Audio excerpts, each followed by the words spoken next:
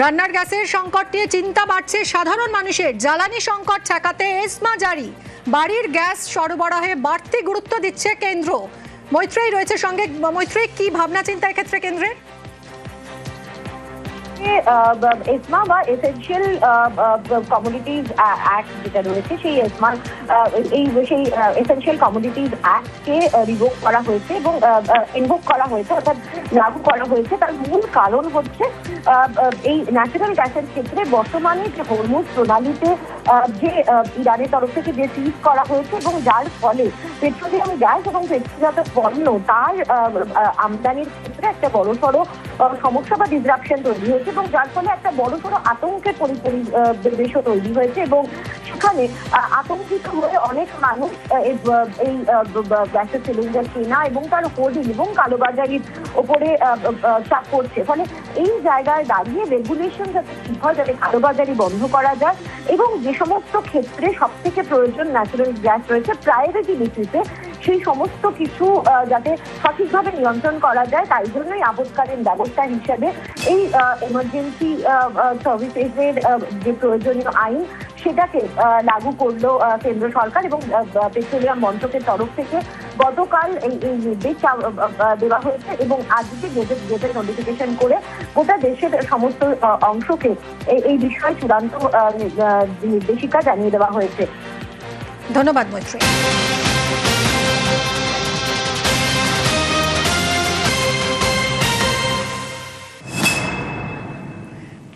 এদিকে হোটেল রেস্তোরাঁয় কার্যত বন্ধ বাণিজ্যিক গ্যাস। যুদ্ধের জেরে পুরোপুরি নিয়ন্ত্রণ বাণিজ্যিক গ্যাস, ফলে চরম বিপাকে পড়েছেন ছোট এবং মাঝারি ব্যবসায়ীরা। কথা বলবো, বিশ্বজিৎ রয়েছে সরাসরি। বিশ্বজিৎ, যথেষ্ট বিপাকে পড়তে চলেছেন ছোট এবং মাঝারি ব্যবসায়ীরা, কিভাবে তারা পরিস্থিতি সামাল দেবেন, কি ভাবনা চিন্তা করছেন?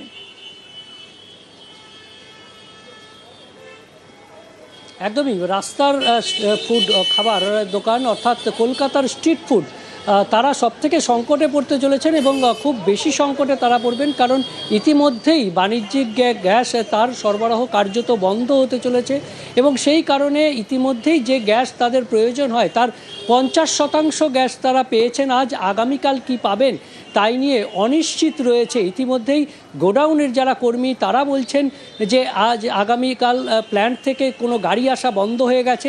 স্বাভাবিকভাবে গোডাউনে যে গ্যাস রয়েছে সেটাই আজ সরবরাহ হবে এবং আগামীকাল থেকে কতটা সরবরাহ হবে সেটা নিয়ে একটা অনিশ্চয়তার মধ্যে রয়েছে। আর তাতেই বিকল্প ভাবনার শুরু, অর্থাৎ যাদের স্ট্রিট ফুডে যারা রয়েছেন তারা এই গ্যাসের রান্নার বিকল্প কি হতে পারে সেই নিয়ে তারা ভাবতে শুরু করেছেন, কারণ দোকান বন্ধ করে দিলে তাদের ব্যবসা বন্ধ হবে এবং সেই দোকানের যারা কর্মী তাদের পরিবার অসহায়তার মধ্যে পড়বে।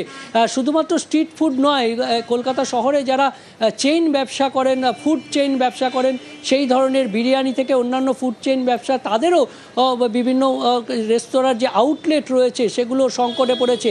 আজকেও বিভিন্ন জায়গায় 50 থেকে 60% তারা পেয়েছেন, যে চাহিদা তাদের গ্যাসের সেই গ্যাস পেয়েছেন। তাদের প্রয়োজনে তাদের আউটলেট বন্ধ করতে হতে পারে কিংবা বিকল্প সেই কাঠ কয়লার জ্বালানিতে আবার ফিরতে হবে কিনা সেই নিয়ে বিকল্প ভাবনা চিন্তা করছেন এই রেস্তোরাঁর মালিক তারা। কিন্তু সবথেকে প্রশ্ন উঠছে, এই ধরনের চেইন রেস্তোরাঁতে বেশ কয়েকশো কর্মী কাজ করেন, তাদের পরিবারের কি হবে? যদি কোনো চেইন রেস্তোরাঁ বন্ধ করে দিতে হয় তাহলে সেই কর্মীরা কাজ হারাবেন। অর্থাৎ একদিকে যেমন তাদের খাবারের দোকান বন্ধ করতে হচ্ছে, যারা সেই দোকানে প্রতিদিন খাবার খান, অর্থাৎ কলকাতা শহরে যারা বাইরে থেকে আসেন এবং বাড়িতে যারা রান্না করেন না, এমন অনেক পরিবার রয়েছেন যারা এই ধরনের স্ট্রিট ফুডের উপর নির্ভরশীল। যারা অফিসে আসেন সেই অফিসের যারা কর্মী আধিকারিক রয়েছেন তাদেরও অনেকে এই স্ট্রিট ফুডের উপর নির্ভরশীল এবং কলকাতার রেস্তোরাঁ কার্যত বন্ধ হয়ে গেলে সেই সমস্ত পরিবারের উপর যেমন প্রভাব পড়বে, ঠিক তেমনি ভাবে কলকাতার বাইরে থেকে আসা যারা তীর্থযাত্রী থেকে পর্যটক থেকে শুরু করে সাধারণ কাজে আসা মানুষ, তাদের ওপর যেমন প্রভাব পড়বে, তেমনি এই রেস্তোরাঁর সঙ্গে যুক্ত কর্মীদের এবং তাদের পরিবারেরও অসহায় অবস্থা হবে আগামী দিনে, এমনটাই আশঙ্কার কথা উঠে আসছে এবং বিকল্প ভাবনার কথা ভাবতে শুরু করেছেন ইতিমধ্যেই রেস্তোরাঁ এবং স্ট্রিট ফুডের যারা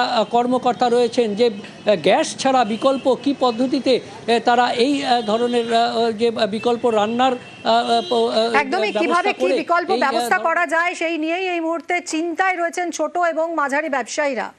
পার ডে যা সিচুয়েশন চলছে গ্যাসের, এখান থেকে যাচ্ছি তো বাড়ির খোঁজ, কী গো গ্যাসের এই চিন্তা, দোকানে আসছি তো গ্যাসের কি হবে, এই সিলিন্ডার রয়েছে 2300 টাকা কথা চলছে, তো আশা করছি এটা 2400 টাকায় পৌঁছাবে। প্রত্যেকটা গোলাগুলিতে যেন দামের বৃদ্ধি পাচ্ছে আমাদের এই জায়গায়। যতদিন না যুদ্ধ শান্ত হয় ততদিন আমরা টালবহন 100 করে বাড়তে বাড়তে কোথায় যে গ্যাসের দাম যাবে সেটা বলা খুবই নিশ্চিন্ত নয়।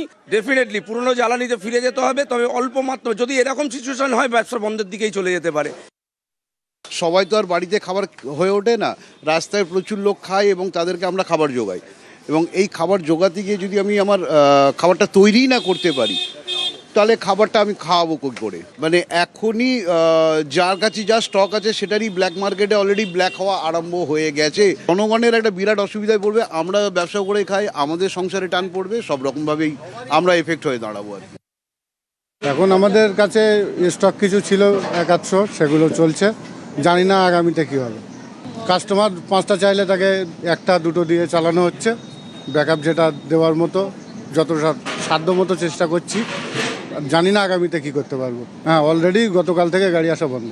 পরিস্থিতি, প্ল্যান্টে গাড়ি দাঁড়িয়ে আছে, লোড দিচ্ছে না, গাড়ি আসে না। বাজারের অবস্থা এখন কী হবে বলা যাচ্ছে না, অবস্থা খুবই খারাপ আছে। আমরা সবাইকে গ্যাস দিতে পারছি না, এখানে 20টা করে মাল লাগে, আজকে এই 10টা, কাল থেকে হয়তো আরও কমে যাবে। আমরা খুবই সংকটে পড়ে গেছি। আমাদের যা রিকোয়ারমেন্ট গ্যাসের তার 50% পাচ্ছি। আজ থেকে বলছে গ্যাসওয়ালা গ্যাস দিতে পারবো না। যেখানে যেখানে গ্যাসের প্রোডাক্ট হতো, হলদিয়া, বজবজ আর আপনার কল্যাণী, ওখানে প্রোডাকশন বন্ধ হয়ে গেছে। এটা লাস্ট আমাদের দিয়েছে। এখন বিকল্প কী করা যায় তার চিন্তাভাবনা আজকেই আমরা করছি। অন্যান্য অনেক রেস্টুরেন্ট বন্ধ হয়ে গেছে অলরেডি গ্যাসের জন্য। কিছু কিছু আউটলেট বন্ধ করে দেবো। অনেক স্টাফ, আমাদের প্রায় 700 স্টাফ আছে আমার, ও স্টাফগুলো কোথায় যাবে? আমাদেরকে চিন্তাভাবনা করা হচ্ছে যদি কাঠ কয়লা দিয়ে করা যায়। কাঠ কয়লা এমনি তো আমাদের উনুন নই কাঠের, সব তো গ্যাসের উনুন। আমাদেরকে আজই হয়তো লঞ্চ করতে হবে, উনুন আনতে হবে, আজকেই আমাদের কাঠ জোগাড় করতে হবে, কালকের জন্য প্রস্তুতি নিতে হবে। বিকল্প ভাবনা চিন্তা তো করতেই হবে, কিন্তু সেই কাঠ কয়লায় রান্না, সেজন্য তো যে উনুন দরকার, সেই উনুন তো এখন রেস্তোরাঁয় নেই, কারণ রান্না হয় গ্যাসে। কিন্তু এই চিন্তা ভাবনাই আবার করছেন ব্যবসায়ীরা, কয়লায় রান্না করতে হবে আবারও, গ্যাসের অভাবে এখন কয়লাই ভরসা। চুঁচুড়ার এই হোটেলের ছবি দেখুন, এইখানেও কয়লাতেই রান্না করা হচ্ছে, কিন্তু নানা সমস্যা রয়েছে এই কয়লায় রান্না হওয়ায়। হোটেলের মেনুতে কাটছাট করতে হচ্ছে, সময়ে খাবার ডেলিভারি করা যাচ্ছে না, তাই নিয়েও সমস্যায় পড়ছেন মালিকরা। সোমনাথ, আমাদের প্রতিনিধির সঙ্গে কথা বলবো। সোমনাথ, চুঁচুড়ার এই যে হোটেলের ছবিটা আমরা দেখাচ্ছি, যেখানে কয়লাতেই রান্না করতে হচ্ছে, সমস্যায় পড়তে হচ্ছে, তো কিভাবে সামাল দিচ্ছেন পরিস্থিতি এই রেস্তোরাঁর মালিক? জনকার হোম সার্ভিসে রান্না যায় এখান থেকে। এবার এই যে বাণিজ্যিক গ্যাস 3 দিন ধরে আসছে না। তোমাকে দেখানোর চেষ্টা করো প্রথমেই, যে দেখো যে এই যে কয়লায় রান্না হচ্ছে, এখানে যে গুল কয়লায় রান্না হচ্ছে, এখানে এই যে আঁচ দেওয়া হয়েছে, আছে এই যে গুল কয়লায় রান্না হচ্ছে এখানে। এবং এখানে তোমাকে দেখানো হচ্ছে এই যে ওভেন, এই যে বাণিজ্যিক সিলিন্ডার রয়েছে এখানে, বাণিজ্যিক সিলিন্ডার এখানে ফাঁকা হয়ে পড়ে রয়েছে। কেন 3 দিন ধরে তিনি গ্যাস পাচ্ছেন না। এবং এই যে গ্যাসের ওভেন রয়েছে ফাঁকা। এবং তোমাকে মেনু দেখানোর চেষ্টা করবো, মেনুতেও দেখো কাটছাট রয়েছে এখানে। অনেক মেনুর যে পরিমাণে হোটেলে রান্না হয় সেই পরিমাণে রান্না এখানে হচ্ছে না। এবং এখানে যারা ক্রেতারা আসছে এবং ক্রেতাদের থেকে জানার চেষ্টা করবো যে কি সমস্যায় পড়ছে হোম সার্ভিসের রান্না। হ্যাঁ, আমরা তো রোজই আসি এখানে দুপুরবেলা খেতে, বাট এখানে এসে জানতে পারছি যে খাবার আজকে দিতে পারবে, কালকে দিতে পারবে না, কি ওদের কাছে গ্যাস নেই। তো সেটাই আমরা ভাবছি, আমি দুশ্চিন্তায় পড়ে আছি কি করব। বাকি আপনাকে হোটেলের যিনি আছেন খাবার উনি বলবেন। বাড়িতে বয়স্ক মানুষ রয়েছে? হ্যাঁ, বাড়িতে বয়স্ক মানুষ সবাই আজকে তাও খেতে পাচ্ছে না। হ্যাঁ, দেখো যারা হোটেলের যে মালিক আছে তার কাছে জানার চেষ্টা করব যে কি সমস্যা পড়েছে। 3 দিন ধরে তো সমস্যা বলে 3 দিন ধরে কোনো গ্যাস পাচ্ছি না।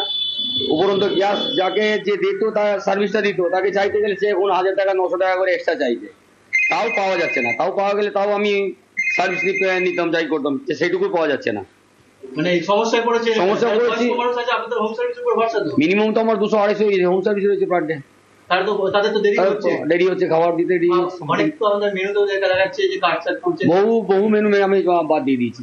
আগামী দিন কাল থেকে কি করবে, রেস্টুরেন্ট বন্ধ কাল থেকে বন্ধ করবো, সেটা এতগুলো লোককে নিয়ে চালাচ্ছি, তখন যেমন কিছু একটা ব্যবস্থা করবো, কয়লার ব্যবস্থা করবো, যে কোনো ব্যবস্থা করতে হবে।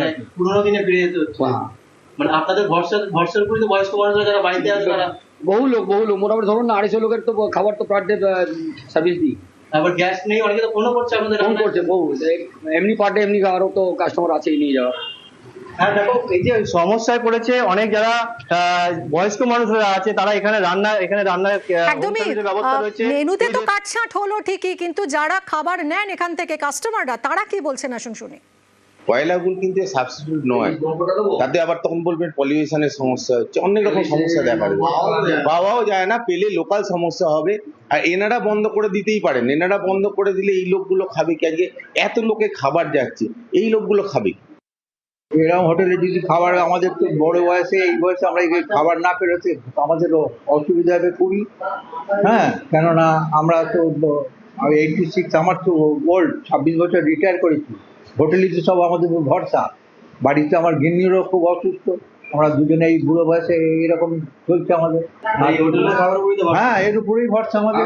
গ্যাস আসছে না, এদের এখন গ্যাস আসছে না, আমাদের খাবার কষ্ট হবেই।